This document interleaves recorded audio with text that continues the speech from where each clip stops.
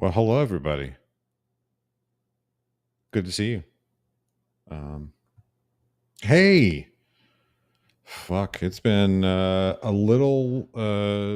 it's been a while. And as you can probably see, a lot of things have changed. Oh, sorry.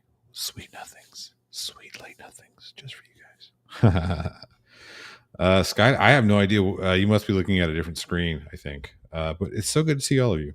Um, yeah. Nice hair. Yeah. This is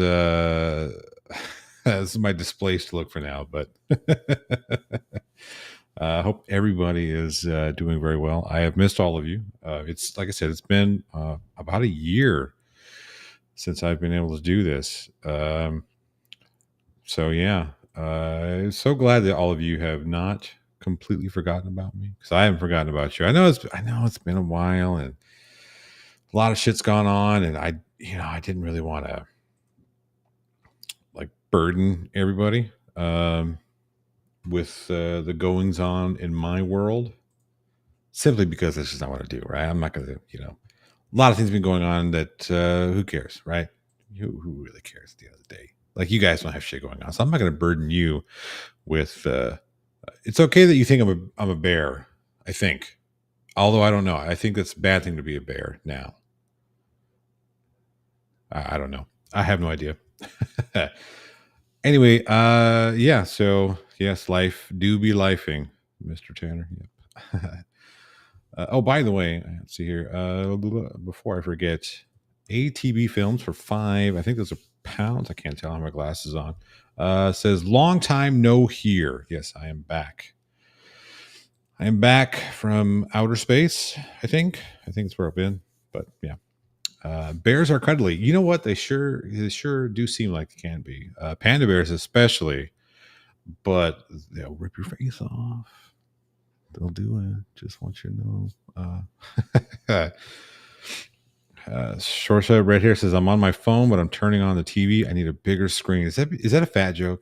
Is that a fat joke? I've lost quite a bit of weight, actually, both on purpose and because of circumstances. But uh, hello, JL. Good to see you. Yeah, I finally. Oh, so one of the biggest things that gone on. I've had so many issues with my streaming computer, and I tried to do the very best that I can to keep streaming computer and my workstation on the other side of the house, apartment, separate, right? Because for obvious reasons, right? I got sensitive, I guess, contractually sensitive information and materials on that I don't want to mix. And plus, it's built differently. Like, that machine is built to be a video and film editing machine. So it's a little bit. Have I been in jail, hospital, or rehab? None of those. I haven't been in jail. I haven't been in the hospital, and no rehab. Well, at least not like that kind of rehab. Uh, Pants.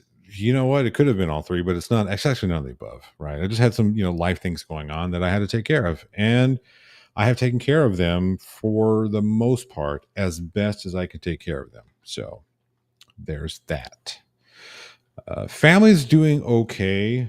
I will say the kids are, there's some really big changes going on in their lives right now, and they're not, you know, they don't particularly care for it. I don't either, but it is what it is. So here we are. Yeah, real life had to be first. That, and again, I had to get my computer fixed.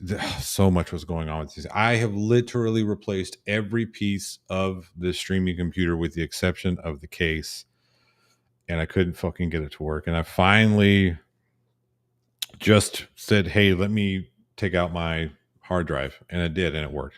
So I figured out the problem a few dollars later. But that is what it is.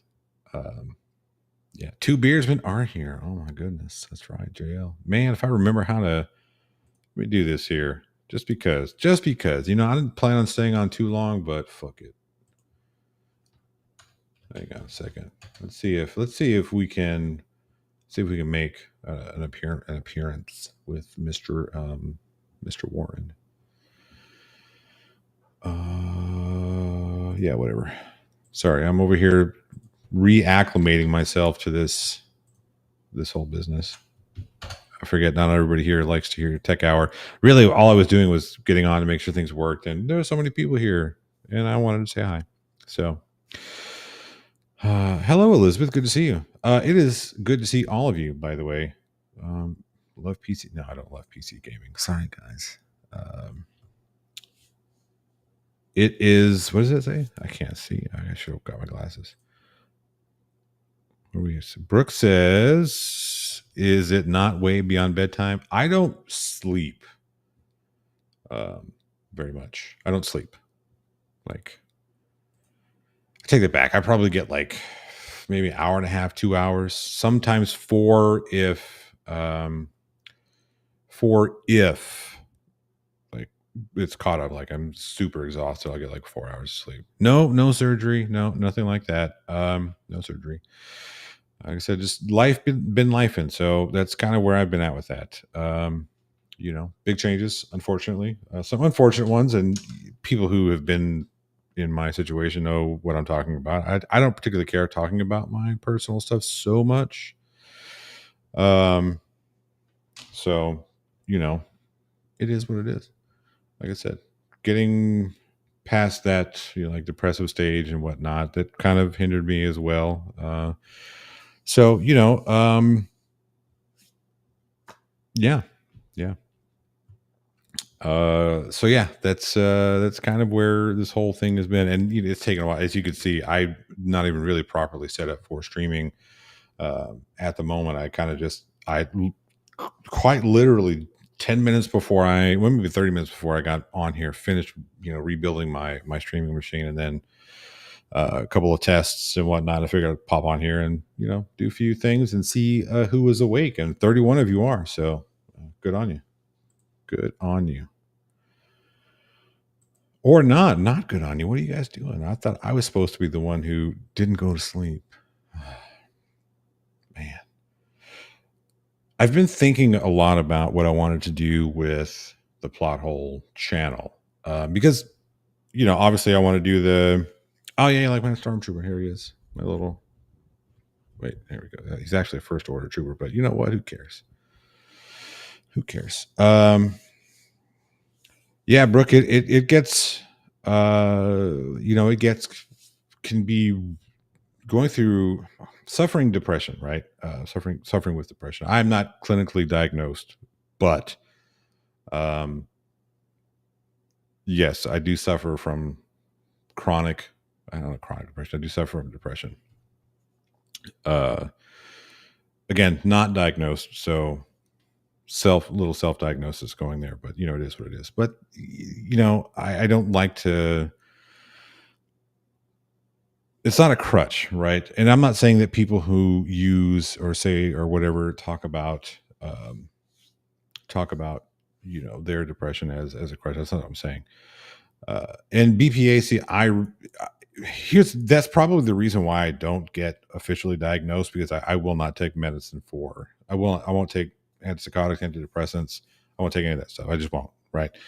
That's just not for me. I'm not going to do it. So I don't want to put myself in a position where I have to. You know what I mean? Like, well, if you're not on your meds, then so I just won't do it. Just not going to happen, right? And again, people who use this is in no way, shape, or form trying to shame anybody who uses medication. It's just not for me. So that's what I want to say about that. And you know what? We might have. Hang on a second. I got to see. This is the thing. I have to remember how to do all of this because JL is coming in shortly. I just got to remember how to like resize all this so we can see each other and JL can be here. Hang on a second. See, it's been far too long. Hang on, Jay. I'm gonna get you in. Hang on. Here we go. All right, there he is. What's up, buddy? Holy shit! We're on screen together. We're on screen together. Yeah. BPA. I do some forms of therapy. Yes. I don't do like traditional therapy. Again, there's a lot of shit that reason why I don't particularly care for like counseling and therapy and psychiatrists and psychologists and whatnot. but that's me, right? So again, I highly encourage anybody who suffers with any of these things to go seek out help, however, when, whatever that looks like. So, uh, pants, I actually do. I mean, I don't take a whole lot of medication. I I suffer from like chronic back pain, knee pain, a lot of shit, right? I just don't take medication. If you see me take medication, usually it's like Motrin or ibuprofen or something for like some knee swelling or a little bit of back. And if my back is really fucking giving me problems, then I'll take some back meds. But it's, I mean, hell, every time I say every time, the like 4 times that I've used a refill on my back meds, my doctor doesn't even ask me to come in because I mean, like over the past 20 years, I've refilled my back medication 4 times. So he's like, yeah, I know you're not abusing it or selling it or none of that shit. So you're good to go. Um, yeah, look at fucking JL over here, right? JL's like, oh, Johnny, I see you're trying to lose weight. I'm going to fucking show you up. Blah, blah, blah. I've lost like 50 pounds. JL's lost like 100. Look at him. He's I'm down. sexy motherfucker over there. I'm down 110 so far. Fuck you. That's so good. I mean, that's so good, dude. I mean, that's awesome. Oh, thank you. I appreciate it. Yeah, you're looking good. Look at him. He's half the man he used to be. I did damn near. I'm closing in. I'm closing in on my goal slowly but surely. It's just a matter of sticking to it. And it's like I said, I decided I wanted to, and I was like, I knew how. It's just a matter of wanting to do it. And I got to, it was like, you know what? I kind of want to. I want to now, so I'm going to do it. And so I started doing it, and there you have it. Yeah, congratulations, so, Angel Gamer. Good job, Angel Gamer. That's a huge one. Yeah, so, well done. So awesome. Yeah. Predominantly, it's just like I know what to eat and what not to eat, and I have my cheat days. I still do because I'm not going to deprive myself, but at minimum, I do I do a minimum 5K a day every day. So, when I'm in the gym, and I usually hit the gym like 6 days a week, I hit it pretty hard. But so I'm in like this weird, I don't know how to say it. Like I can't decide if I've bulked enough, I need to go on a cut or not, because whereas the weight is there on the bulking, it's not as like the muscle mass is not there, if that makes sense. So it's kind of a weird thing. I really just need to focus and decide what I'm going to do. But yeah, I've got to, being in the business, right? Yeah. We've got to make sure and keep appearances, so to speak. And there are a few things that are coming up. Like we just shot this action film. And here's the thing, guys, I haven't been not doing anything. I've been really fucking busy too. I mean, it got super insane before like big life changes happened. I was shooting like let's see, was it four in a row, 4 features in a row, starting like August of last year. It was August, September, October, November. No, sorry. Started September, October, November, and December. So 4 back to back. And then I picked up post-production work on a different feature. So it's been like, I've been stupid busy. So yeah, it's not that I don't appreciate you guys. It's just, I missed you all, but I've been stupid busy. By the way, Armageddon's Fire gifted 5 plot hole memberships. Thank you so much. I really appreciate that. I do miss doing the podcast. The Week in Horror. Yeah. That was fun. It was always fun getting there and busting everybody's balls, right? Here's the thing. People think that I'm like this horrible hater of films. And you are. That's just not true, right? That's so just true. Not true. No, it's so true. It's a character that I play. Now, I am a little more critical than most, but at the end of the day, like I turn it on for because it was entertaining for the folks, right? It wasn't like I fucking hate every movie ever. If I didn't like it, I didn't like it. These movies do not meet my criteria of what is a good film, and they never will. Well, see, but here's the thing: they have you on one end. It's like every movie's so great. They have to have somebody to balance it out, right? Every movie has. You can. Okay, now I used to think that every movie, before I ever began the podcast, I used to think that every movie you could find something good about. You could if you looked, you could find something. I don't believe that anymore. There are some movies that we watched that have no redeeming qualities whatsoever. None. And I was like, why did you do Yes, this? like why is this a I'm like thing? Steve Martin in Planes and Trains. Why did you do this? Yeah, You know? yeah. Uh, Brooke says she lost 120 during COVID and they put 20 back on. Wow. That's probably healthy, actually. That's healthy. Are we gonna get Friday night streams back ever? Yes. Within reason. The only reason why I say it is because beginning of the year is usually pretty slow for my line of work, but when it picks up and it hits quick, right? I've got opportunities to do a few things this year that nothing is, you know, nothing is set until it's set, right? Like we won't know until we know. And there are a few really cool opportunities that I've got kind of like in development. And these aren't mine. These are other people's projects that want to bring me on for whatever reason, be it crew work, be it acting, whatever. Um, and some of them are really cool. Like I don't know if I'm allowed to say this or not. So everybody here is now sworn to secrecy. But I have a potential Lloyd Kaufman shoot. Yeah, a potential Troma film that could come my way. Which, if that happens, I'll be in either New York or Tennessee, depending on where they decide to film. Yeah, it's going to be out east somewhere. Yeah, but one of those, yeah, and it'll be like a month long type thing. But I'll take my stuff and stream when I can. But yeah, Hey, that's where James Gunn got to start. yeah, I know through Troma Film. Yeah, That's where Matthew Mark Hunter is doing work for them nowadays. So yeah, yeah. it's a place to be. I mean, it's here's the thing.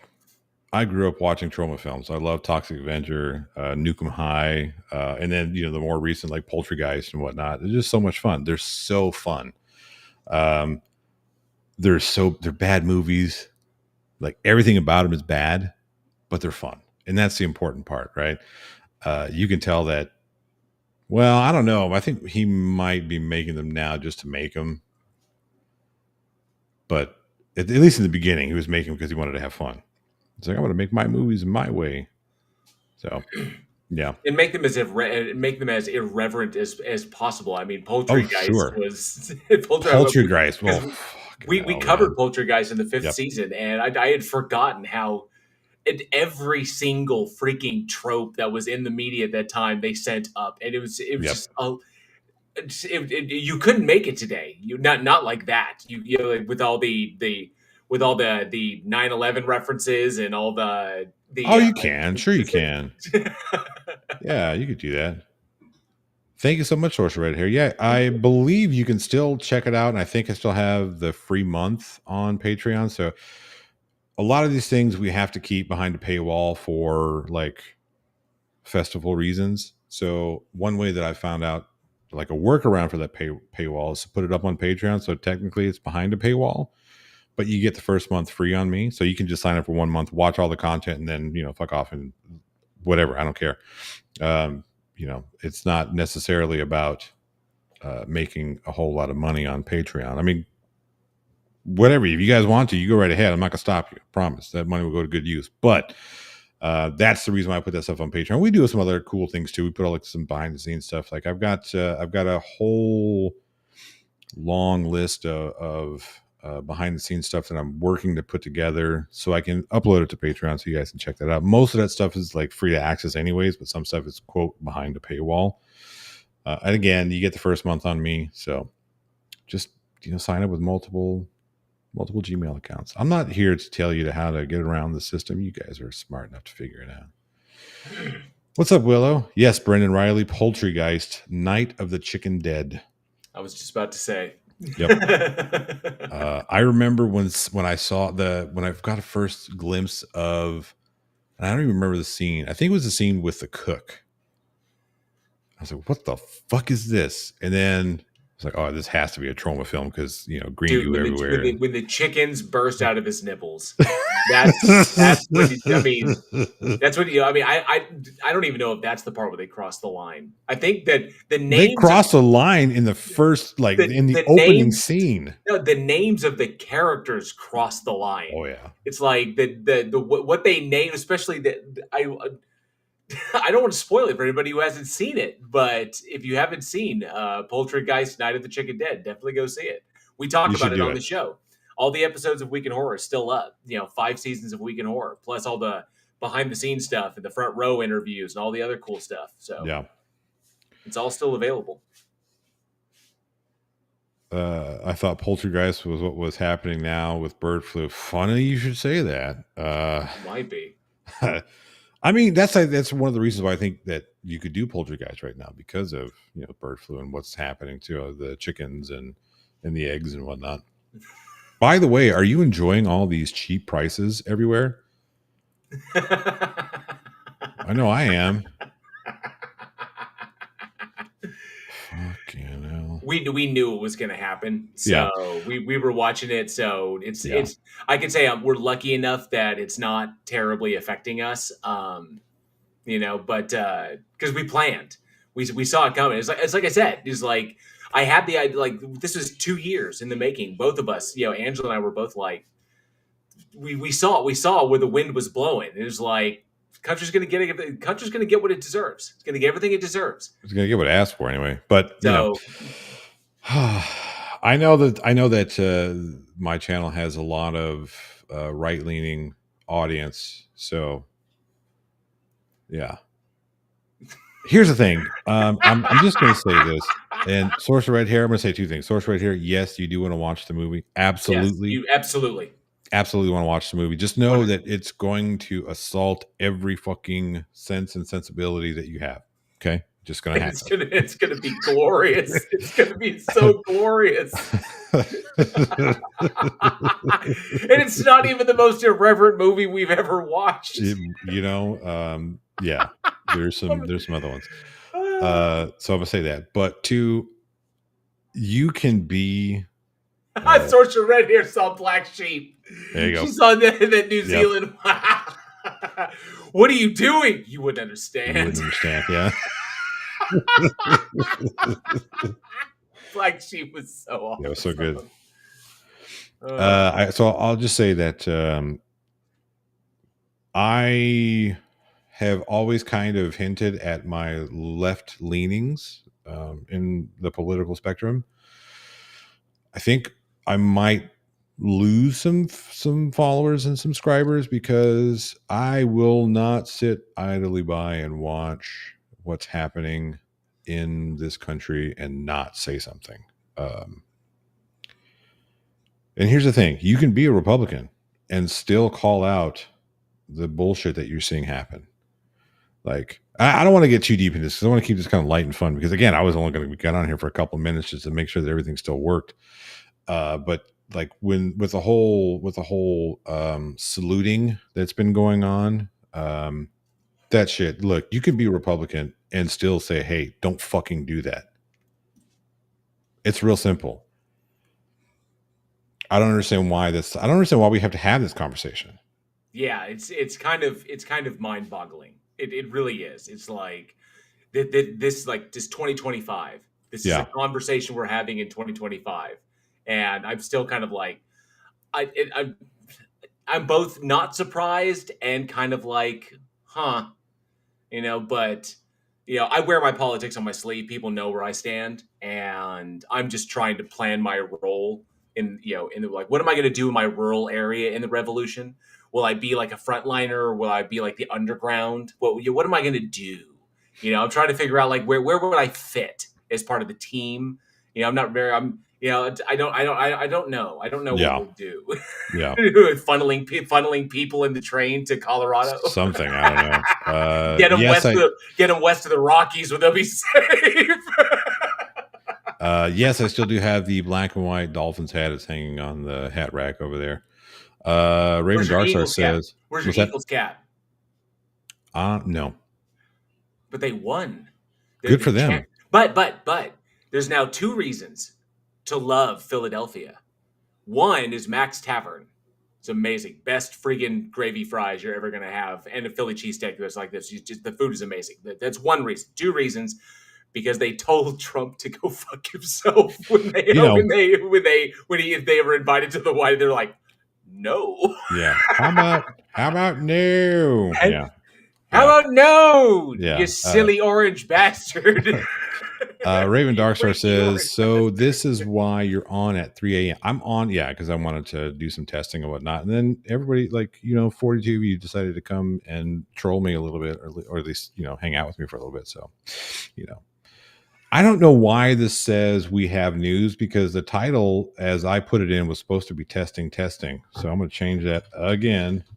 Yeah, when I saw the thing live, I was like, "You have news? What news do you have?"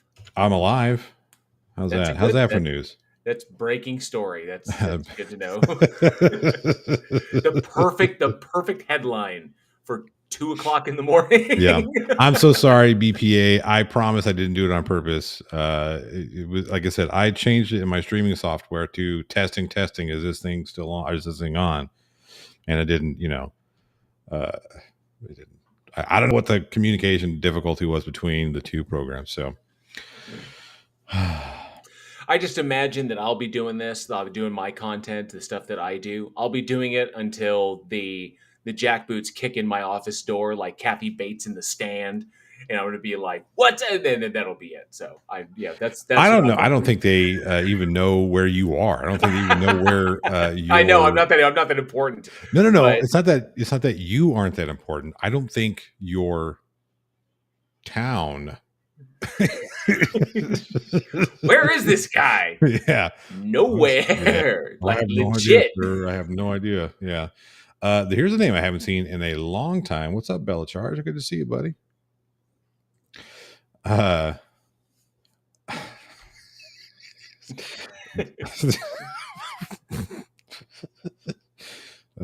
Jeez. Very good. Very good. So we're watching murder shows. He's my anxiety. It's Yeah, I've so seen this true. one. Yeah. Oh yes. God. So Michael Hendricks brings up talking about the whole frauditor thing, and yeah, if you're gonna act like jackasses, you should get you should be hamstringed 100%. Now, at the end of the day, here's the thing. Here's what and I need to make myself clear, because the type of content that I covered in the past, a lot of folks, I get the and I don't care, like, well, you're a bootlicker and all this shit, like, I don't give a fuck, right? I don't give a fuck what you think. Because anybody who says that about me obviously can't pay attention, because at no point in time do I ever say that, you should support cops simply because, right? At no point in time, right? When I criticize these fucking assholes, it's because they're acting like fucking assholes. They're becoming part of the problem. They're actively out there removing my ability to access my rights. I'm not talking about cops. I'm talking about these fucking frauditors who go out like, I'm an asshat press, or I'm Amagansett press, whatever the fuck you want to call them. Yeah, no, it's I'm an asshat. Yeah, I know. I coined that and it stuck, and I appreciate it. But he goes out there and it is reported, and this is alleged, but he goes out to do his quote travel videos, but before the cameras roll, he'll go into the places he's trying to rile them up, and then go out and be like, I don't know what you guys are talking about. So you go and these guys are going and acting like jackasses. They're escalating, and Yeah. I mean what I mean, if I can say, I know that I'm not the only one, but I predicted it years ago, back when when Chile was was the everyone was covering him. That the only way, I talked about it when I saw him in Tahlequah, I was like, dude, attacking the system from the outside is only going to result in the system curtailing or rescinding those rights that allow you to do what you're doing.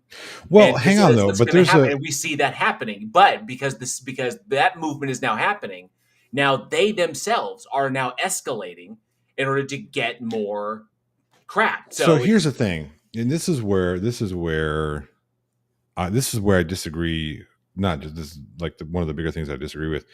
It's not that attacking the system from the outside. Yes, I don't have a problem with attacking the system from the outside. I have a problem with antagonizing Oh, yeah, I'd say the with and manner in which they were doing it. the manner in Yes. which we do, yes, because Yeah. and here's it's not about these fucking assholes aren't about demonstrating and showing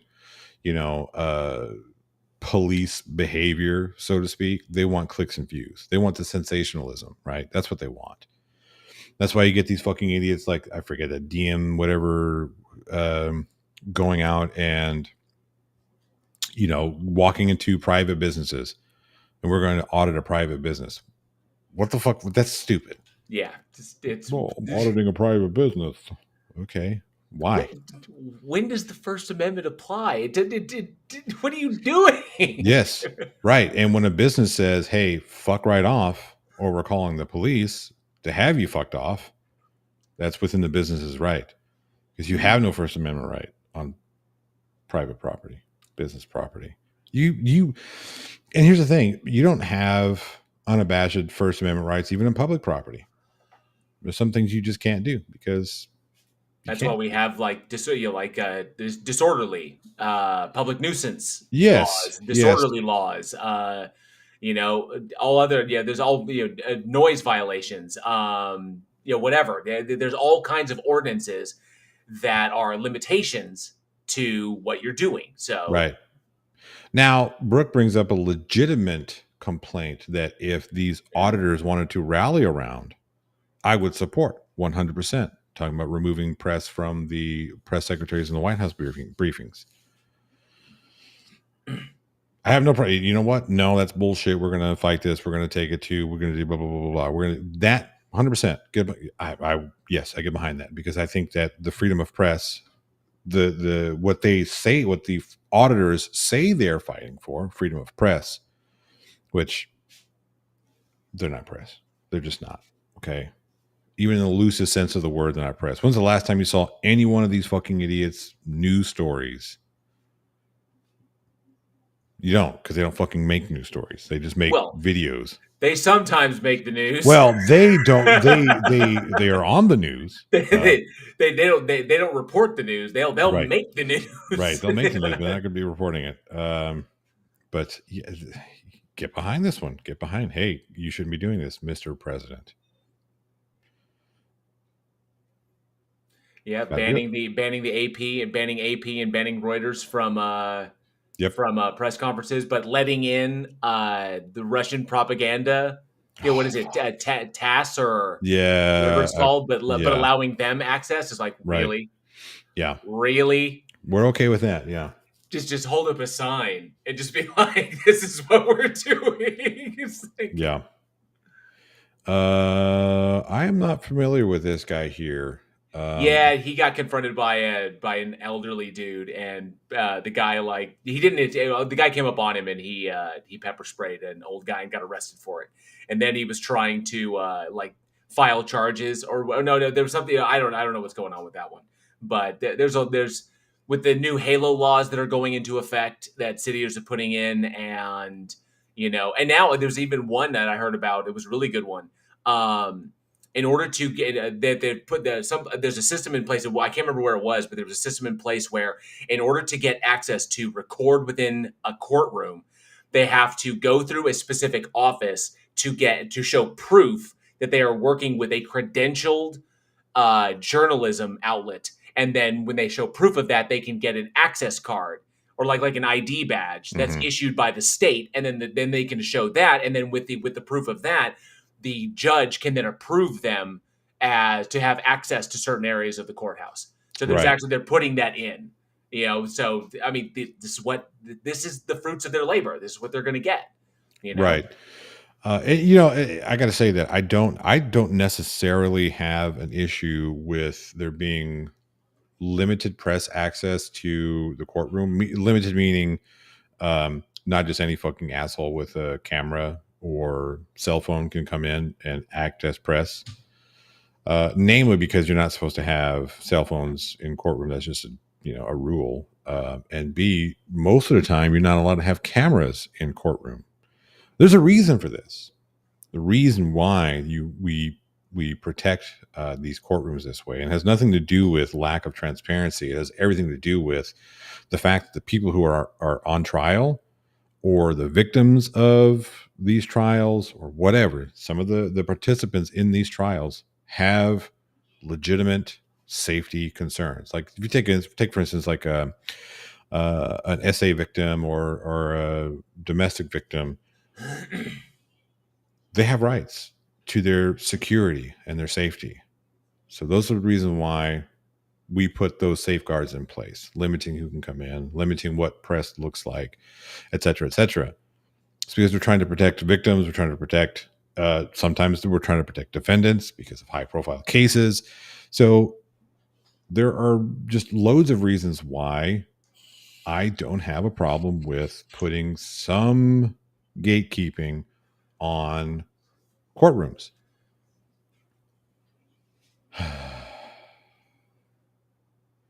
I'm just going to put this up there. I saw that. It says Elon is basically acting as a fraud if you think about it. Yeah, kind of.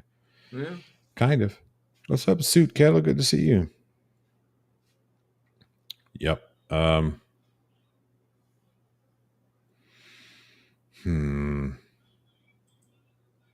Yeah, and that's the thing. Take some notes.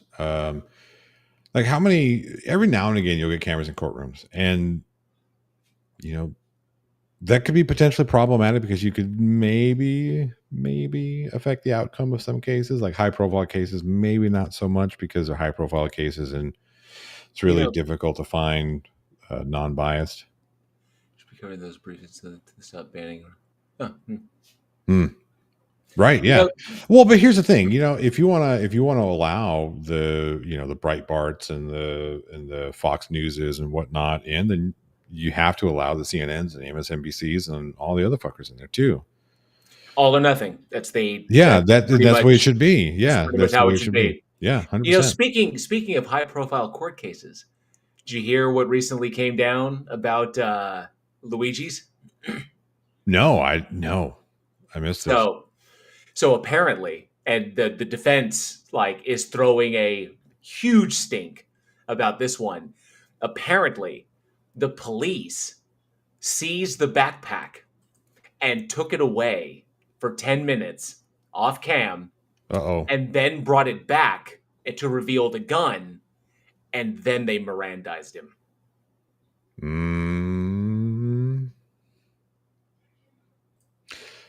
You ever think that maybe there's somebody on the prosecution side, be it some cop or something, that was like, man, Like it it's like, I really feel for this guy. Tank yeah. it from the start. So, but yeah, chain of custody. Chain of custody Yeah, that's a huge one.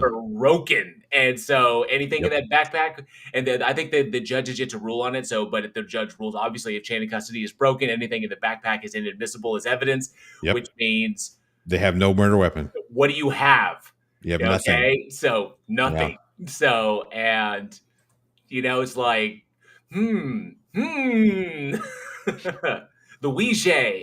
Yep. Yep. Look, I'm not saying that we should all be going out and doing what Luigi did. You didn't finish the statement. Look, I don't condone. I mean, Yeah. I'm not one who's going to sit here and advocate for violence. I want there to be. I want people to use their brains. I want people to be smart. I want people to be educated. I want people to Yeah. utilize the system the way the system is meant to be utilized. But I'm sitting here and I'm watching what's going on in government, what's going on in these various places, and the more you see it, you have to. This is what I've been asking myself lately. At what point is the point of is there a point of no return? At what point do we Yeah. ask ourselves, what will we do to protect what we have? And do we wait for it to be in our homes or in the streets outside? Or So here's the thing. where do we draw the line? Is my curiosity. The thing is, it's already in our homes. Like I understand that, that this CEO had a family, kids and wife and all that stuff. But so did every other person whom he denied coverage and ended up dying from cancer, whatever. You know what I mean? Like when you go back and look at what this guy was, how he made his bonus money by increasing denials from, I think it was like 9% to something like 33 or 34% increase of claim denials. That's how he got bonused. They were paying him. United Healthcare, which has always been shit. They've been shit before this guy. They'll be shit after this guy, right? And here's the thing. That's kind of why I don't think that, doing what Luigi did necessarily is going to impact. It'll bring some awareness to it, right? Like sensational, right? But even now, like, are we really even talking about him now? How much are we talking about him? When it happened, I was like, oh my God, law, and I get it. There's a lot of times when, my parents or brother or even myself, my kids, whatever, and they'll hoops we have to jump through because of health insurance that we fucking pay for. We pay for these things. It's not like I get my premiums back at the end of the year if I don't fucking use it. I don't get a reimbursement for that. So I'm paying for a service. So when I go to the fucking hospital, why do I have to continue to jump through hoops to get the services that I fucking paid for? So I totally understand where Luigi was coming from, 100%. But it's not really going to change. This one act isn't really going to change. And I'm not saying we need to go out there and start shooting people, right? That's not what I'm saying. But if this does anything, let it like start the actual revolution against this nonsense. And the problem is this country subsidizes health insurance, but not the way that we need them to subsidize health insurance. They give these corporations all this fucking money. Like, we don't have a problem with socialism for health insurers, but for those of us who need health insurance, who can't afford to get health insurance, private, we're fucked. We don't get subsidized. Uh-oh. Oh, no. Oh, no. We're in trouble. We are in trouble. We woke Dad. We woke Dad. We woke up Dad up. Fuck.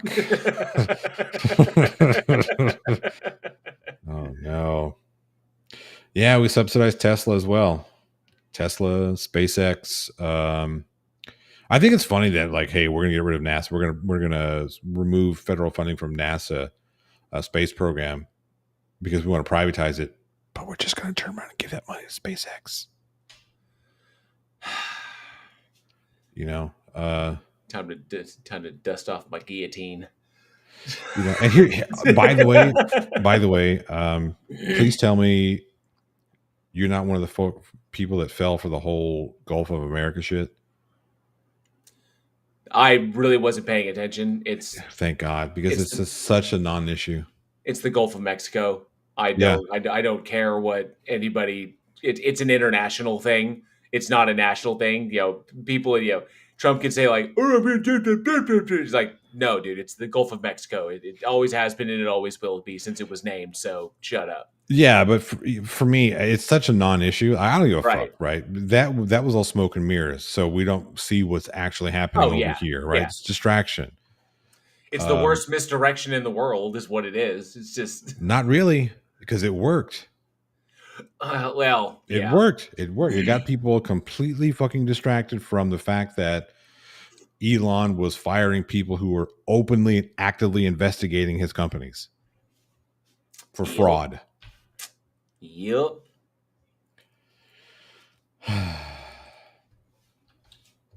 Martha's polishing the brass in the Titanic, man. It's all going down. But yeah, I mean, like I said, yeah, Gulf of Mexico, but at the end of the day, I don't give a shit. I don't give a fuck. I don't give a fuck. You can call it whatever. You can call it,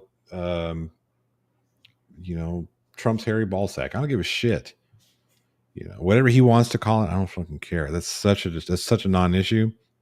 And don't fall for the distraction. Steve Bannon told you what their strategy was. We're just going to start fucking throwing everything we can out there. Everything, whatever. We're going to start saying, 15, 20, 30 different things all at once. And you guys are only going to focus on a few because that's all you can focus on. And that's what they're doing. Look at all the nonsense, like the stupid shit that's come out. Yeah. Oh no. I swear it looks like the two of you are in the same freaking room. We probably are. Hang on a second, Tony. Let me get you in. Do you see that color palette? Yeah. It looks The like you like TV, like there's a TV back there. Yeah. But if you look down at the bottom, where the two of you are side by side, it generally looks like you're in the same fucking room. Yeah, no, it does. Like even like Tony's chair looks like it's a chair backed up to another chair. I know it's not. Well, Mr. PH. Yes, it's a big D. Tony in the house. It's wonderful to see you. How are you, Johnny? I'm here. What's up, Kelly Fitzpatrick? Who's Steve Bannon? Steve Bannon is one of Trump's first-term Trump advisors. Real piece of shit. Was it in Saturday Night Live? Was it the Reaper?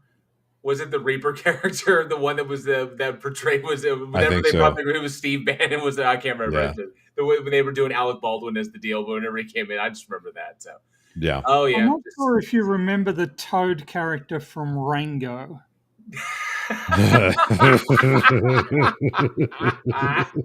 That's the image that sort of comes to my mind whenever Steve Bannon's name is brought up. Yeah.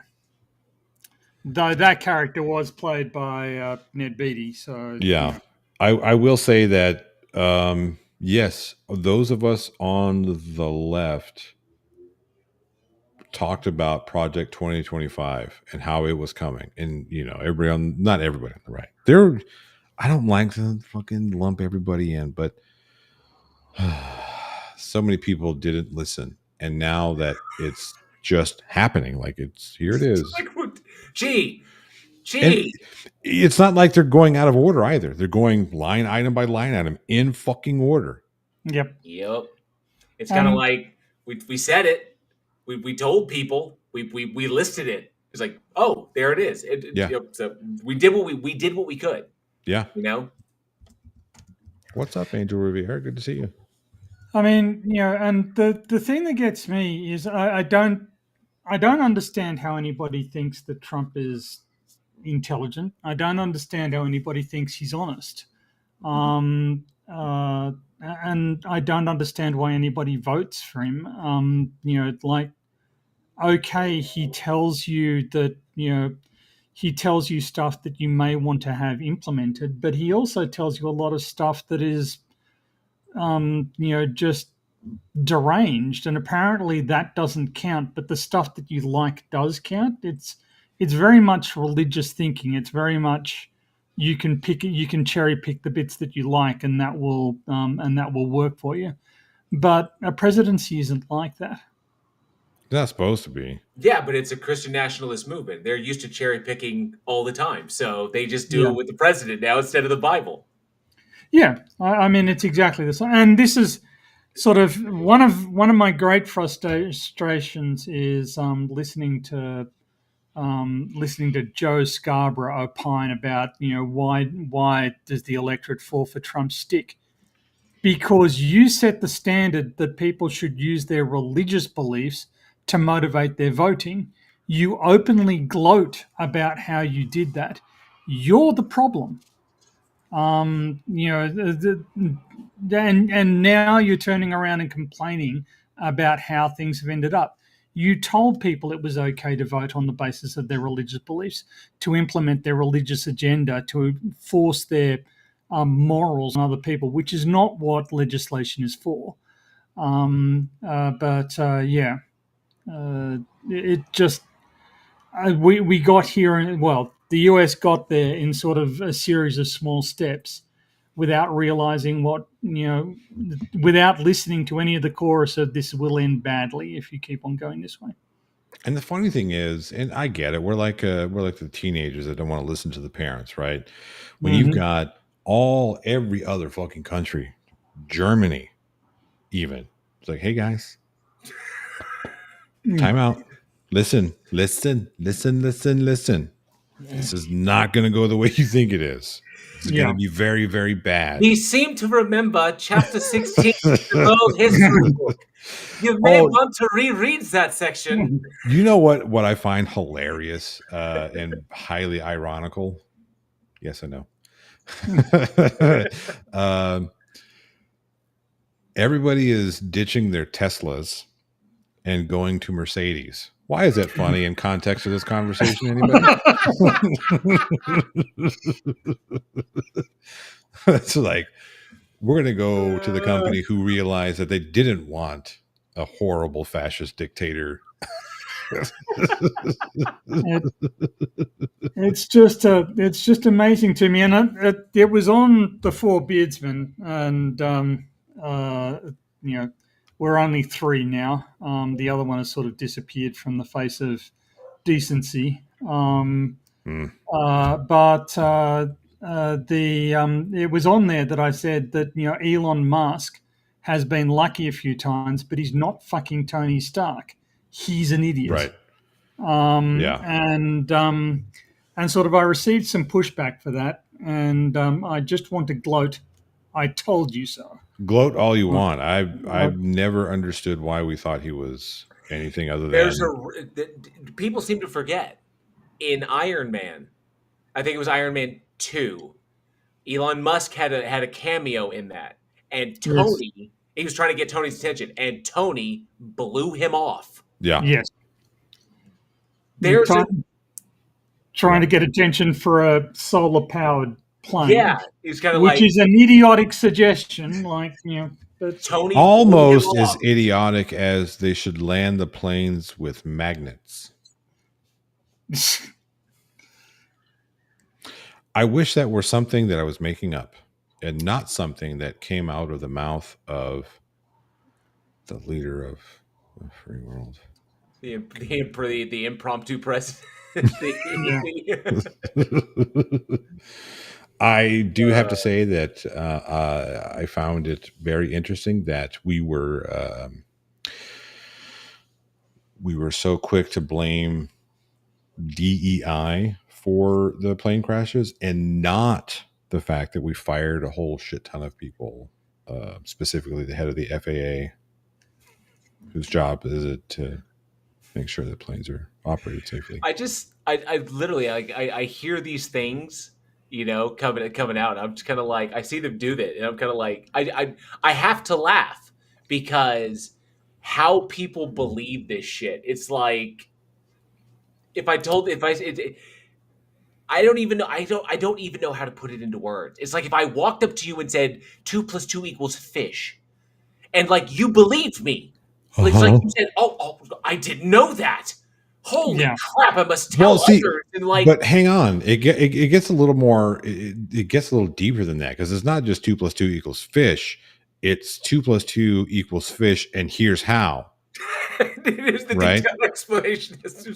And it looks like the 2004 Florida ballad, right? Yeah, right. It's all over the fucking place. like Charlie's Wall, right? And see, Brendan Riley said it best when he said people equate money with smarts. People who don't have money or intelligence absolutely equate money with smarts. And the thing that Elon Musk had going for him, other than the fact that he was already a very wealthy person before he bought SpaceX. Blood diamonds. I'm not going to say anything about apartheid. What?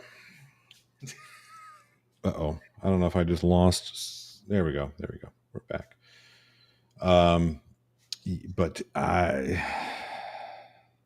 need some apartheid pods to clean those. Clean that laundry. But I think it's an extension of the prosperity gospel, right? Yes, 100%. Right. That's where I was going with this. You see this shit in Kenneth Copeland and Jesse Duplantis and all those other fucking scheming snake oil salesmen bullshit. Dollar. Right. Creflo Dollar. All those taking your dollars. It's mind boggling. Like I have all this money because God gave it to me, not because you guys put money in the collection plates and I put it in my pocket. Yeah, yeah. It's Come on. and again, sort of, I think there's sort of it was mentioned by Vert de Ferk, which is or Ver de Ferk, is that basically the American system has been under siege for about the past 30 years. Probably longer than that. It's probably more Possibly like longer than 50 years. yeah.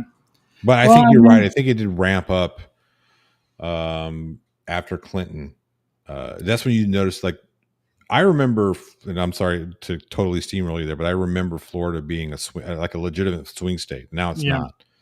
yeah, And that was a very well planned and executed movement by the Republican Party to take Florida from. Now the Democrats are like, well, we're just going to give up on Florida, and that's the stupid yep, fucking. That's the dumb. Don't do that. Democrats are, well, let's focus on Texas. We have a shot in Texas. Like, no, the fuck you don't. If anything, it would be easier to do Florida 3 times over than Texas once, because Texas is so fucking gerrymandered. It is so, like, if you look at voting districts in Texas, they just make absolutely no fucking sense whatsoever. yeah. I'm not sure that matters for a presidential election, but it certainly does for the House. But Uh, yeah, well, it kind of does. It kind of does matter for presidential elections. okay, Because the way that, I mean, you know how our electoral college system works, which it really yep. doesn't. It's fucking stupid. I'm sorry, you were doing your thing. Do your thing, Tony. I'm gonna sit over here and That's okay. So the the system has been under siege with and you've already pointed out some of the highlights, like in the 2000 election, where the Secretary of State of Florida came out and said, "No, I'm not going to recount the votes. Mhm. My party won, and I'm happy with that result. There's no need to recount," which was a directly corrupt implementation of her political position. And it seemed strange to me that no one was sort of making the point that actually you shouldn't be doing that. That's not what should be happening. Instead, everybody sort of reconciled to themselves, well, of course, each party is going to corruptly administer the positions that they fill. No, neither side should be doing that. And you should set up the system so that they can't. That's how the system should be set up. You shouldn't be resigning yourself to the idea that people are going to be corrupt as soon as they get a position of power, because you're just normalizing it. At the same time, you've had the religious conservatives take aim at education, trying to get religious propaganda into Mhm. into school curricula, targeting people and education institutions, and at the meantime, they've understood the importance of having their representatives elected at every level, at the local, at the state, etc. So when you get somebody at the top, you've got this broad administration of similarly corrupt individuals all the way down. And the Democrats have no real ability to do anything about it. And this again what I just said buys into sort of a false dichotomy. The fact that the Republicans have been the most corrupt doesn't make the Democrats free of corruption, Right. because not. I think that Nancy Pelosi's profiteering from information Mhm. she was getting from congressional hearings was disgraceful.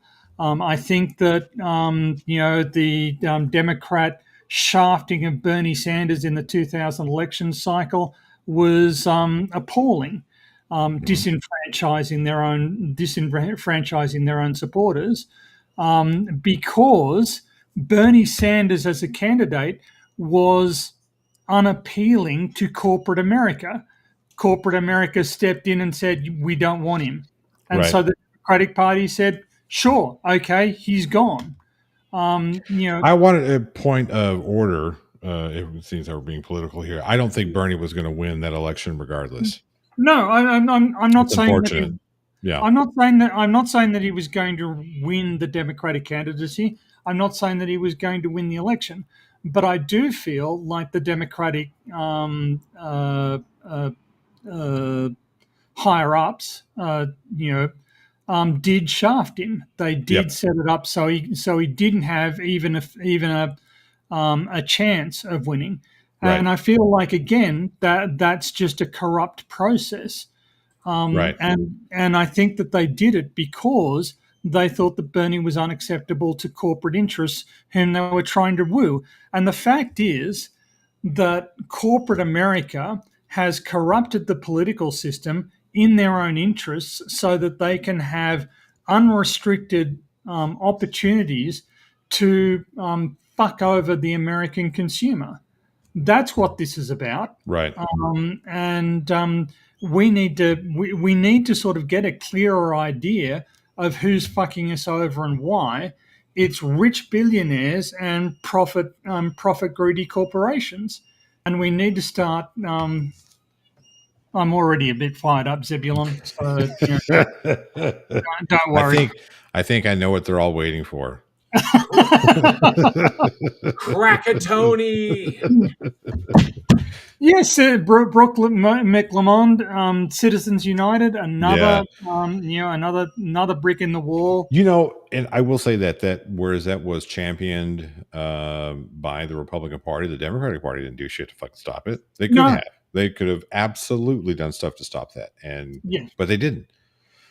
Because they want that money. I think more importantly, what you were talking about with what happened with Bernie Sanders, I think the most important thing that happened because of what happened to Bernie Sanders and the DNC is it disenfranchised a shit ton of left-leaning independent voters.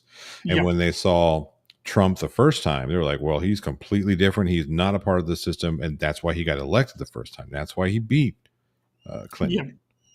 Because people were tired. People are they're telling you, hey, we're tired of this. We're tired of the way you do things. And that's what happened again when they put up Kamala Harris. Is Kamala Harris a better candidate than Trump? Fuck yes, she is. 100% better. There's no, I mean, I'm sorry. We could disagree with her policies, sure. But to argue that Kamala Harris is a worse option for president than Trump. I think in both cases there was, and certainly in Kamala Harris's case, I think there was both sexism and racism at play. There's a lot. There's a lot stacked against her. Never mind the fact that she came in like 3 months behind, so she had to, But what's up, Clive? I see you, Dr. Wells. Yes. But yeah, the most important thing that happened there, I would have rather have lost with Bernie Sanders than with Hillary Clinton under those circumstances. Like if the people said, no, we'd much rather have Hillary Clinton than Bernie Sanders, that's different. Yeah. But it's the fact that overwhelming voices were saying, no, we want Bernie Sanders. Yeah. Again, I'll lose with Bernie Sanders all day, every day over losing with Clinton, because then you don't have people who are disenfranchised with the DNC and the Democratic Party. Yeah. And you look at you just need to look at the central facts, and they always get advertised. Hundreds of millions of dollars were spent in this, are always spent on political advertising. Where does that go? It goes into media corporations who shape the way these issues are presented and interpreted. As a society, I think we need to reassess whether the information sources or the people or the shows that claim to be information sources should be under the control of greedy corporate fuckwits who have a distinct interest in whether or not one of the parties or the other will win. I just think we've allowed our society has had some incentives in place, and we need to determine whether or not they're the right incentives. I think, but whatever. One thing I will say is that while it's nice to vent about this, it's also bad for the old mental health. So I saw Nosferatu last night. I have not watched Nosferatu because I just haven't done it yet. Right. Okay. Yeah. The monkey is one I'm wanting to see. I've heard some things about the monkey that it's not the best. So have I. On the other hand, I'm not sure that I'm in Eggers' target demographic. I've seen a lot of his films. I saw The Northman. I saw The Lighthouse, The Witch, etc. I've yet to see a film and come out of that going, well, that was really fun. I really enjoyed it, and I can't wait to see it again. Never happened with an Eggers film. Really? It's definitely he's different. I guess would be the. I friggin' love The Lighthouse. It's an amazing movie. I've seen The Lighthouse once, and if it weren't for Willem Dafoe, that movie's just not worth watching. It just isn't. It's just not. Willem Dafoe makes the movie. He kind of does. And he does have, the Vivitch. The Vivitch. The Vivitch for me came closest to being a movie that, sort of, if I compare that, I'm eagerly waiting for the Silmarillion. Can't wait. I'm sure they're going to do that justice. But the Vivitch came closest to me. And sort of The Northman, for instance, had some interesting spins on some Norse mythology and Norse culture, but really, it sort of failed to. I don't know why, but it just doesn't land with me. That's fair. Yeah, I much prefer Jordan Peele's content. Okay, so Jordan Peele had one really good movie and then two mediocre movies. No, he had two really good movies and one weird movie that was good on the surface, but is so full of holes when you start thinking about it. Because it definitely went there. Because Get Out was amazing. Yes, 100%. And Us was awesome at first, but what you commit 10 seconds of thought to it, the movie falls apart. And then Nope was awesome. Nope was not awesome. I thought you were talking about Nope being the one full of plot holes. No, Us. No, that wasn't full of plot holes. I thought Nope was the weakest of the three. Us was fantastic, but like the spectacle of Us was amazing. But once you start thinking about that movie, like actually start thinking about it instead of just watching it, the movie falls apart. It's like it like none of it holds up under like an ounce of critical scrutiny. It's kind of like, wait, hang a second. Yeah. How did this happen? It's like, no. Well, I think the problem, you're not invited. Yeah. You're not invited to. You aren't invited to speculate, nor indeed is there any opportunity for a reasonable explanation. It does. There's certainly this can't have existed, for instance, 100 years ago. So where does this stuff come from? Who knows? I don't care. I'm along. I get the idea of it's a movie. Okay, and I'm all for that. It's like it's a movie. You don't like it's there. It's the story. But I like that to an extent.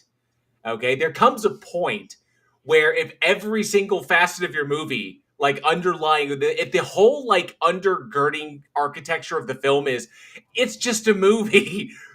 Come on, dude. There's got to be some level of grounding here that something makes sense if you even think about it for a moment. So I've always said that suspension of disbelief for me is easy so long as you follow the rules of the Yeah. world that you've created. Once Yeah. you break Right. your own rules, then no, I'm going to fucking tear you apart, And because that if it was doesn't make sense in your world, then why the fuck are we doing it? that was the thing that kind of struck me about Nope that was really, really weird, because I Huh. didn't understand what the television show and the chimp had to do with anything. The idea of the idea of of a bad miracle, of misinterpreting an event. And basically, what it is the idea It of the bad wasn't. the idea of the bad miracle is an underlying theme of the entire movie. That it's symbolized by when Gordy goes on his rampage, and then Stephen Yen's character sees the shoe standing on its toes. Is like that's a thing that like shouldn't happen. Like it would like the circumstances would be damn near impossible. It's like for the shoe to be left standing straight up after all this chaos, and he sees that and he fixates on it as something important. But the idea, and then the character uh, from Get Out, that actor, that character, he asked, "Is there something? Is there something like a bad miracle?" Like the idea of like when his father was killed by this quarter that fell out of the sky. You have all the places it Yeah, could have see, fallen but out. Like that for so, me, it's the that would have been an easier connection, because like well, it's the interpretation. It's like it's how you interpret these things no, is no, what I it is. understand, So yeah, but you have to understand that's a huge stretch, right? not really. It's in the dialogue. I mean, I picked it. I Okay, mean, it's right there. Like he lays it hang on. out right there. Well, hang on. So if Stephen Yeun's character does not show back up at all, right? If Steve, we don't Yeah, have Stephen Yeun, his character Jupe. I remember his name, right? Jupe. If we Yeah. don't have Jupe anymore in the story, like we have just the Gordy story, and then we Uh, have you understand like the stretch there.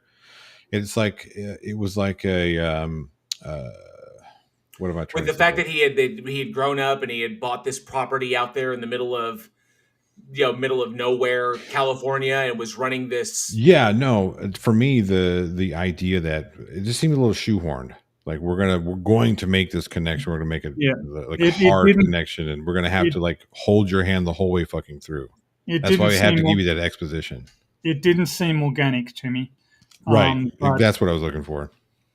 Okay, but so I mean, this story. I mean, it's essentially just the Gordy story is just backstory as to him. But I think the underlying theme here is that we encounter that people encounter these things in their lives, and then they interpret them in specific ways. Whereas Jupe interpreted the bad miracle that he witnessed as a child, he fixated on it and turned it into something, and that's what drove him to do to become the charlatan that he was. And then when he sees his dad killed, he interprets that as something completely different. That's why he's asking, is there such a thing as a bad miracle? Something that, you need to recognize it for what it is. And that's what allows him to recognize Jean Jacket for what Jean Jacket actually is, instead of what people are instantly trying to interpret it as being. Like it's a UFO, it's aliens, or like this. No. He saw something different there because he recognized he interpreted differently than Jupe did his. And so that's what allows them to survive. Why Jupe wound up getting killed. but isn't that the reverse of the psychology? Surely, if you've had a catastrophic experience from an otherwise placid seeming animal going berserk and killing everyone, why are you going to randomly trust an entity whose motivations you have no real understanding of? So Well, yeah, that was the whole thing because he survived, and so he survived, and Gordy didn't kill him, and Gordy was actually friendly to him before Gordy himself was shot. So he interpreted that and the symbol there that this amazing thing happened. He internalized that, and he believed that something about him, whatever his internal monologue, because we never get those moments. Like he never like Right, but verbalizes it, that's like a but stretch. it's in his motive. No, it's in his motivation. He's Yeah, like, I know, but I it's still a kind of think stretch. that having Gordy's brain splattered across his face might have turned the amazing thing into this actually isn't that good at all. Maybe Like I said, I don't like people, hanging That's around. that's what I mean. Yeah. obviously the character, as we see in Young's performance, the character is still deeply traumatized by those events, but he keeps that shoe in like on a pedestal in his little back room. So, Yeah. indicated that is the focus of, like, literally the focus of his identity. Yeah. He uses that as his motivation as to why he does what he does, why he thinks or he legitimately believes that he can control Jean Jacket, because, like, whatever it was, that Gordy was an animal and Gordy did what he did, but Gordy didn't kill him. And whatever it was something about himself. And that was the reminder that there was something special about him, and Jean Jacket wouldn't do that. He could control Jean Jacket. He just had to make sure that he did it in a way that the other people didn't do with Gordy. And he felt that he could do it. Right. And Long story short, Nope is not his best film. I freaking Get Out. loved it. I loved it. I loved know Nope. you did. I know you did. But Get And Out, dude, and freaking number What? one. I mean, the performances alone, the chemistry amongst the leads was no. amazing. They were Don't get me fantastic. wrong. And the guy who played the director, the Werner Herzog kind of. I knew this director, was coming. He played Top Dollar in The Crow. Yes, but yeah, that guy.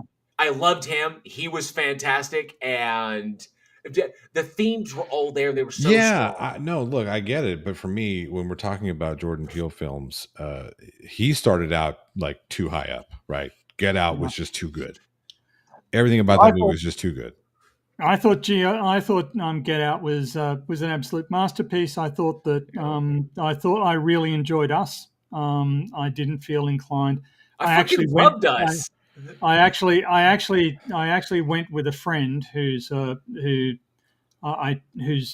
tends to be more sort of literal. He really hated The Northman, by the way, because I went to see that film with him as well. And he chose it, so he was very apologetic when we got out. So sorry, I took a piece of that shit. Yeah. Tony's like, I actually quite enjoyed it. But he really enjoyed Us. Us was good. I watched Us and was blown away. I was like, "This is amazing! This movie was amazing." I didn't. And then like I asked. that Then I asked. Hands Across America shit. I asked like, one question. I asked one question. Wait, hang on a sec. But how did they? Yep. And then it just the dots started. It falls apart. It all fall. It was like, oh shit! It's a house of cards. What the? Yep.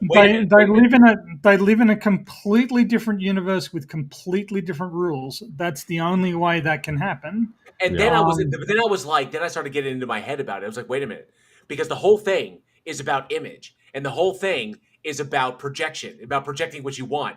And wait, is Jordan Peele pulling a fast one on us, knowing full well that his movie doesn't actually have anything, that it has no legs to stand on, and that's the whole point of the movie? Is that when I think you're getting too deep. And I was like, is he this smart? Is he playing 4D chess? When we're all sitting here going, ooh, we're going, ooh, movie, and he's going, watch me fuck with these motherfuckers all day long.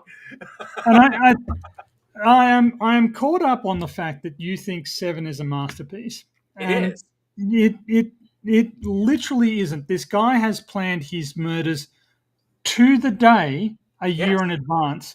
So he has chosen his victims to the day a year in advance. He can't have known who was going to be investigating the case. He already knew who he had picked out as his anger thing, because he had picked out all of his victims a year in advance. We know this because he manacled the guy to the bed a year to the day before he was found. We know that he planned the suit months in advance because it was a custom order. This is mentioned. So he is a meticulous. He has planned this all to the day, and he can have had no way of knowing that Brad Pitt would be the investigator and that Goop Girl would be his wife, his pregnant wife. So the fact that final twist where he decides to kill Brad Pitt, and you point out where he says, I had to accelerate my timeline. Accelerate is not the same as improvise. right? This is not a guy who improvises. He is meticulous. He is obsessive. He has planned everything to the day, and he does take some risk-taking behaviors just for thrills. But he knew who he was going to kill for anger. He knew all of his victims ahead of time. The hang on a fact that second. the fact that he improvised to kill Brad Pitt's wife, completely out of character. I will Just say, hang on a second. completely Hang on. doesn't- Wait. Let me offer up. Wait. Let me see. First, two things. One, hey, Crafty, good to see you. Good to see you, Brad. Okay, so here's where I'll give Seven a little bit of latitude on this, on your point, Tony.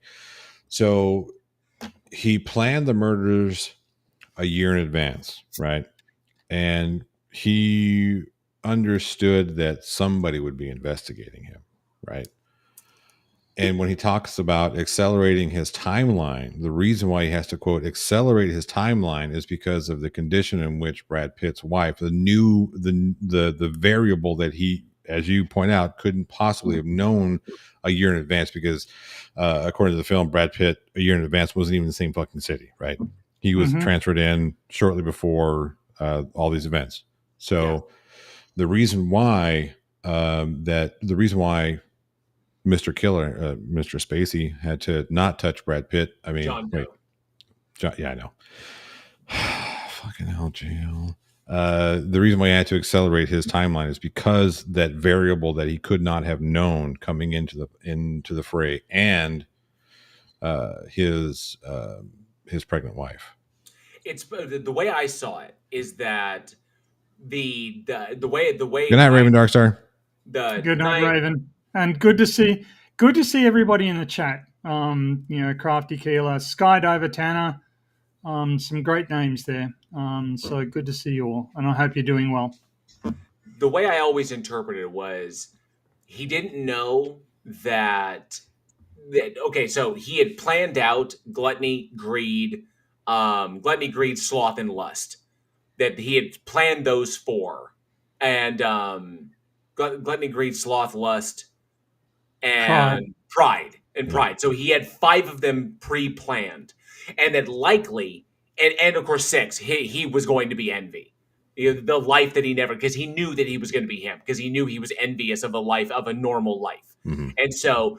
But he accelerated his plan because obviously he may have had someone in mind for Wrath already, but when the moment that flipped the script is that I think he targeted him, is that this guy would be a better one, and would be able to, was the moment when he is taking pictures of him, and then he assaults him in the stairwell, and so that's when he gets his attention. But then, when he is out of his anger after the chase, he kicks his door in, and lies and does all that shit. That anger, I think, is what made. That's why he said, I'm being forced to accelerate my plan in light of today's little setback, because they never found any planning for a Wrath victim. I mean, his victim planning was, none of it was there. Like the future stuff wasn't there. So it was obviously somewhere else. So I anticipated that when he encountered Pitt, his only improvisation was whoever he had priorly selected for Wrath, he now switched that focus to Brad Pitt's character. That has to be what happened in order for the events of the film to make sense. But he's incredibly fortunate that the lead investigator who happened to be chasing him happened to have a temper issue and a control issue. Happened to have that was revealed in the stairwell, because he didn't know who he was. He was just taking pictures. Yes. And then instead of being like, "Hey, I understand," but in order for the themes of the movie to come together, the villain has to be incredibly lucky, or the scriptwriter has to go, I'm going to put this guy in the killer's path.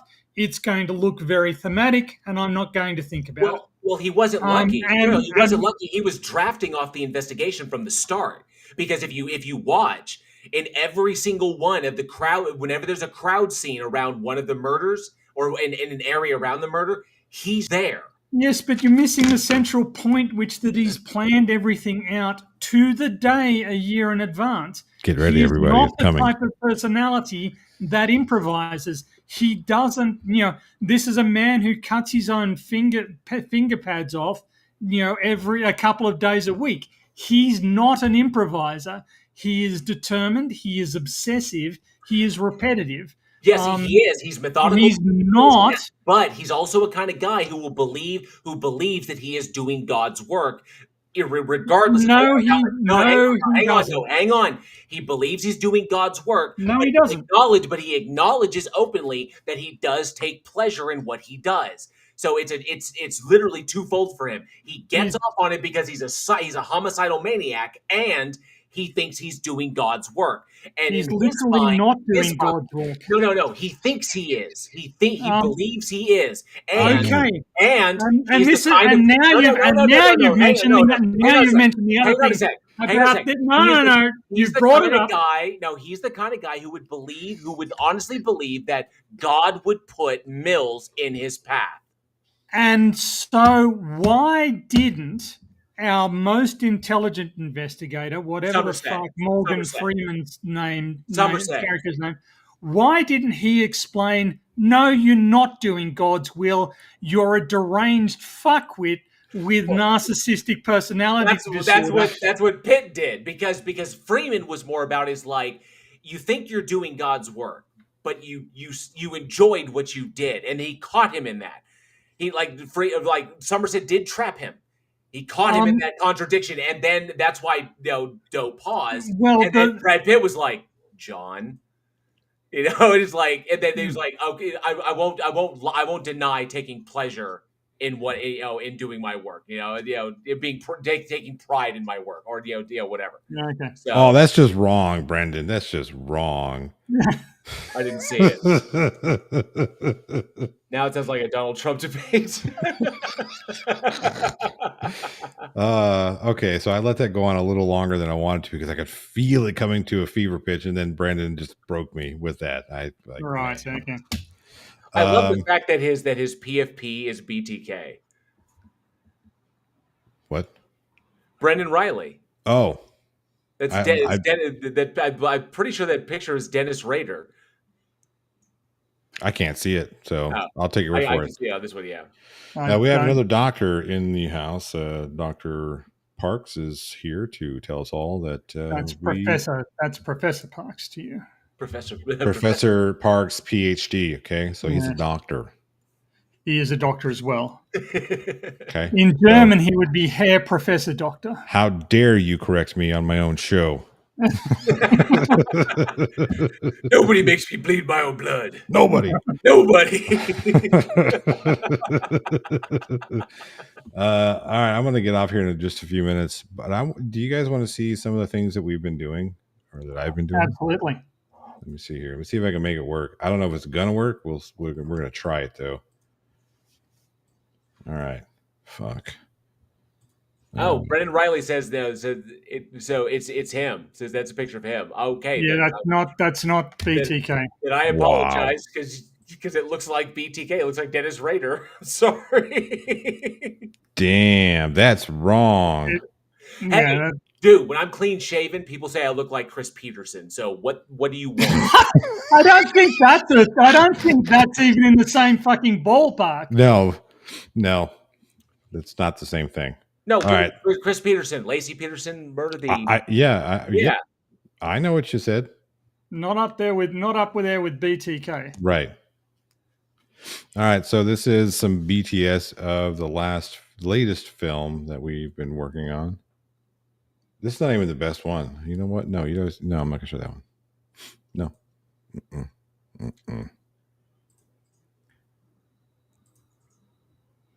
So this is the long-awaited sequel to Guns Akimbo? Yep. That's exactly what it is. That was such a silly fucking movie. Daniel Radcliffe could do anything, I swear. When you're Harry Potter, you just do what you do. Guy's got money now. He can do whatever he wants.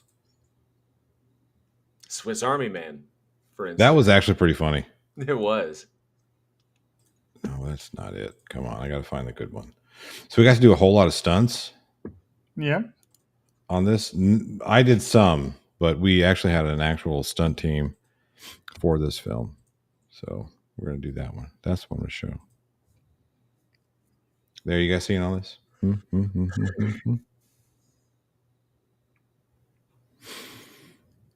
All right. Johnny with the pew-pews. Yeah, I did have some pew-pews there. So this is all BTS stuff. None of it's colored. None of it's like, I'm sorry that looks like shit, but right now it's just all raw footage. But this is from a film called Lethal Action that we are working on. Yeah, it's a Steven Seagal joint.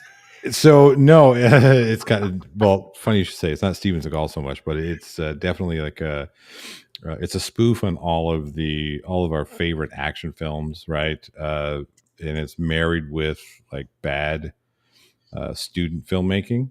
Mm-hmm. So the idea is the character that I play knows that he's in this terrible student film, and these students use like all the tried and true tropes and cliches of action film making, right? All the shit you see in action films, and it gets called out. So that's kind of like the brief synopsis of it. Does a sound boom come into view and you grab it and beat up a bad guy with it? I don't beat up a bad guy with it. Okay, all right. But yeah, so we had our big action stunt day, and this is one of the stunts from that day. So you guys can see it. Do it. You know when you're set? Set. All right. Camera set. Stand by. Action. Bang.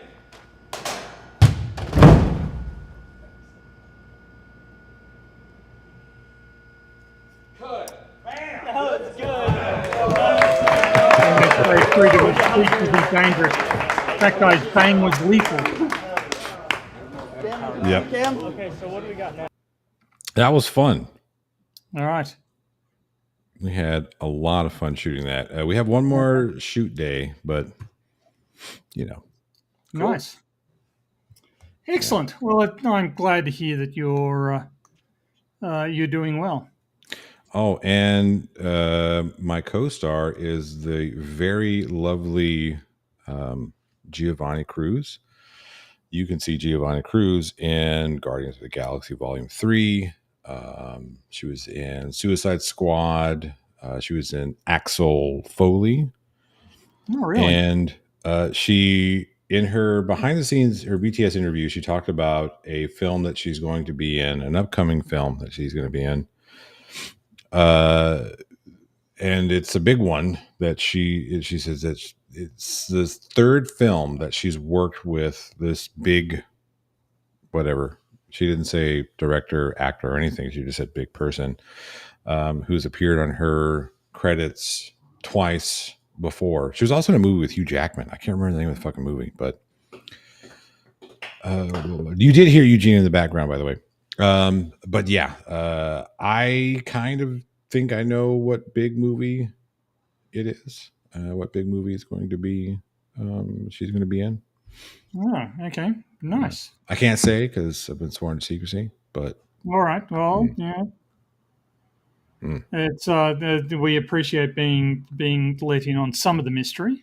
Yeah, I'll tell you guys off the air. I just can't say it on the air. Okay. Yeah. But yeah, go check out Giovanni Cruz. I shall do. Damn, we have some really intelligent people in our side chat. That's all I'm going to say. I'm not going to say anything else. We just have some really intelligent people in our side chat. But yes, go check out Giovanni Cruz. She's fantastic. She's so much fun to work with. Clive Wells. There was a scene. There was a scene where she ran up to me and she was supposed to stop at like the end of the movie, the big whatever. And I don't know what happened. I know, like the fifth shot of the day, the first stunt that I'm doing, it happens in the 5th shot, and it's a stunt where I have to run and Superman myself, right? Like do a Superman dive, right? Yep. They put up 4-inch crash pad, but it wasn't big enough because I am taller than the crash pad. Mm-hmm. So they kept telling me we rehearsed it a few times, and they're like, no, you have to full on Superman. So I said, you guys get one. That's it. I'll do one, and then we're moving on. You get it, great. If you don't, then oh well. So we do it. I run down these stairs, and then Superman out, and my right knee misses the crash pad and Ow. goes right into the fucking rocked concrete. It hurt like a son of a bitch. Now, mind you, this is like the 5th or 6th shot of the day. So we still had the rest of the shoot day. I still had a whole bunch of other stunts to do. And my right knee is fucking swollen. Like just. So we're shooting the thing that happens right after the Superman scene where she runs up to me like in a celebratory type way. And she just fucking like runs into me like she's a fucking linebacker. And damn near takes me right off my fucking feet because I didn't have any balance because my fucking my leg was all fucked up. And she's considerably shorter than I am, so she was very much lower center of gravity. And when she got moving, it was just like about to fucking take me out. It's like, son of a bitch. But that shit was fucking hilarious. But we had a good time on that one, and I hope to get that finished the end of the month. I think we're gonna have our last shooting day. We lost that warehouse location, so we gotta find another one. But whatever. One more shooting day, and then we'll it'll be in post production. So yeah, Sweet. yeah, it's gonna be fun. Good times. Oh, it's wonderful to see you all, everybody in the chat, and yeah, good to catch up with. Great to catch up with you, Johnny. Oh yeah, it's good to see you guys, all of you.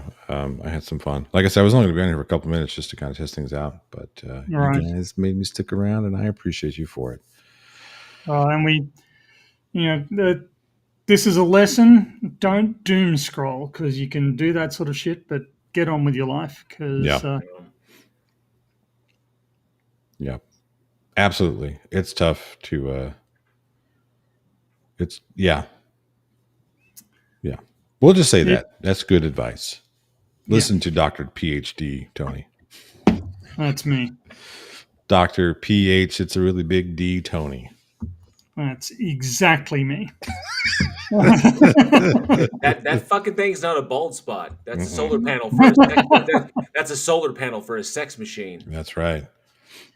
PhD Tony has 2 hearts because he needs them. Look how red he's getting. I love it. I am getting red, yes.